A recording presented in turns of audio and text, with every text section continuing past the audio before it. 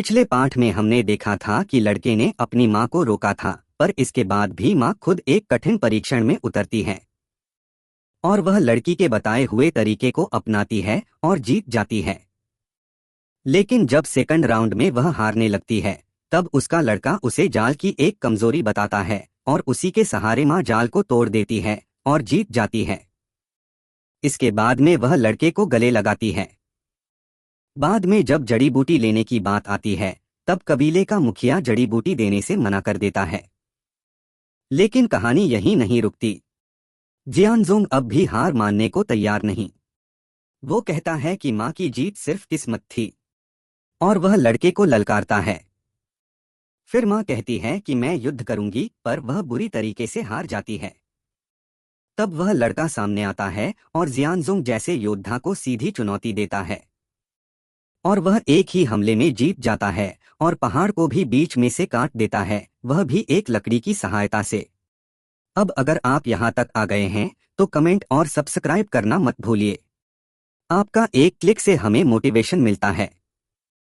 अब कहानी में आता है मुरांग। वो एक बड़ा तलवार संप्रदाय चलाता है और पूरे कबीले को युद्ध के लिए ललकारता है। उसका योद्धा एक हमले में कई को गिरा देता है। वह घायल होने के बावजूद भी वह लड़का लड़ने के लिए तैयार होता है और जैसा सोचा था वह हार जाता है। अब ओयांग किंग की बेटी सामने आती है और उस योद्धा को उस लड़के के बताए हुए तरीके को याद करती है और थोड़ी देर में ही हरा देती है। लेकिन उसके बाद में उसका सामना एक एल्डर से होता है और वह हार जाती है। वह उन सब की बहुत ज्यादा बेइज्जती करता है। लड़के की माँ से यह सहन नहीं होता है। फिर लड़के की माँ एल्डर से लड़ने के लिए आती है, लेकिन वह उस पर एक भी हमला नहीं कर पा रही होती है और वह मरने ही वाली होती है। तो अचानक उसका बेटा वहां आ जाता है और एक लकड़ी की तलवार उठाता है।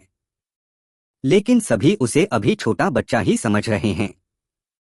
लेकिन हमें पता है कि वह तो एक स्वॉर्ड गॉड है। बच्चा कहता है, मैं तुम्हें चैलेंज करता हूँ, अपनी तलवार निकालो। एल्डर की तलवार निकलते ही वह लड़का इतनी तेजी से तलवार के दो टुकड़े कर देता है, उसे एल्डर को पता ही नहीं चलता। उसके बाद में वह अपना अल्टीमेट मूव डिवाइन ड्रैगन का इस्तेमाल करता है, तो लड़का एक हेवनली स्वॉर्ड बनाकर उसे भी हरा देता है। उस एल्डर को एक ही बार में पता चल जाता है यह मेरी बस की बात नहीं है और वह वहां से चला जाता है। मुरांग को यह जगह छोड़कर जाना होगा, एग्रीमेंट में लिखा हुआ था। उसका भाई आता है और उससे प्यार से बात करने लगता है। अगर आपको इसका नेक्स्ट पार्ट चाहिए तो कमेंट कीजिए। अगर पसंद आए तो लाइक और सब्सक्राइब करना मत भूलिए।